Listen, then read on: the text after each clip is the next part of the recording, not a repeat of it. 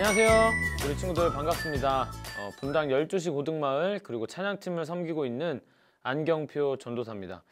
자, 오늘 큐티는 역대하 24장 17절에서 27절까지의 말씀입니다. 역대 상하는 이 열왕기 상하와는 좀 다르게 얌유다에만 좀 집중해서 말하고 있어요. 선생님 지금 여기 햇바닥에 입병이 나서 발음이 조금 이상하더라도 여러분 오해 없기를 바랍니다. 자, 북이스라엘과 비교를 했을 때 비교적 남유다에 하나님을 섬겼던 왕이 좀 많았던 것 같아요.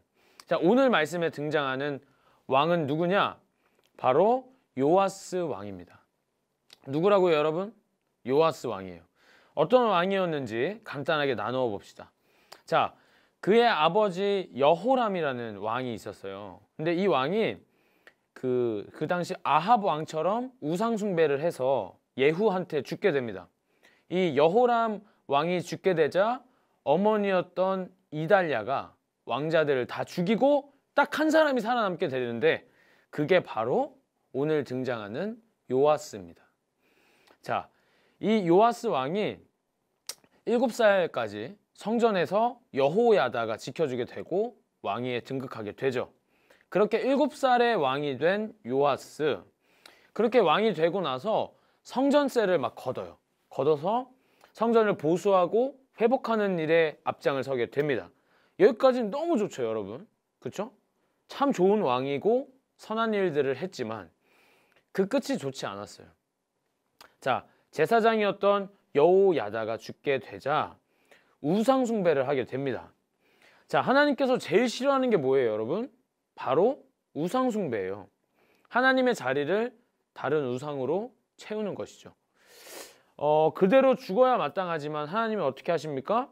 여호야다의 아들인 스가랴를 보내서 경고하게 하시고 또 책망하게 하십니다. 여호와께로 돌아오라. 그 하나님의 음성을 듣고 그 메시지를 전달하죠. 이 모습을 통해서 하나님은 어떠한 분인 것을 우리가 알 수 있습니까? 돌이킬 수 있는 은혜를 주시는 분입니다. 자, 아무리 씻지 못할 죄를 지었어도 하나님께 회개하면 용서해 주시고 감싸 주실 뿐만 아니라 같은 죄를 짓지 않도록 우리를 붙들어 주시는 분이라는 사실 여러분 꼭 기억했으면 좋겠습니다. 자, 그렇다면 인간은 어떠한 모습입니까? 하나님이 주시는 은혜를 거부하는 모습입니다. 자, 스가랴가 요아스를 찾아가서 경고할 때 그렇지, 내가 큰 죄를 지었구나, 내가 돌아갈 곳은 여호와의 품이구나 라고 생각했다면 얼마나 해피엔딩이었을까요? 그러나 요아스 왕이 어떻게 합니까? 경고를 하러 온 이 스가랴를 죽여버려요.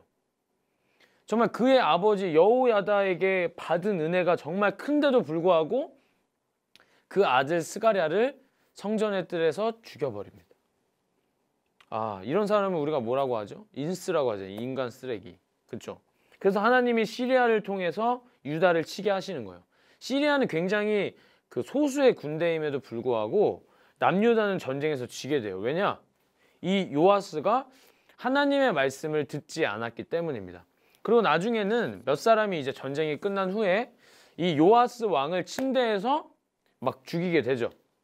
자, 마무리하면서 그렇다면 우리는 어떻게 살아가야 할까요?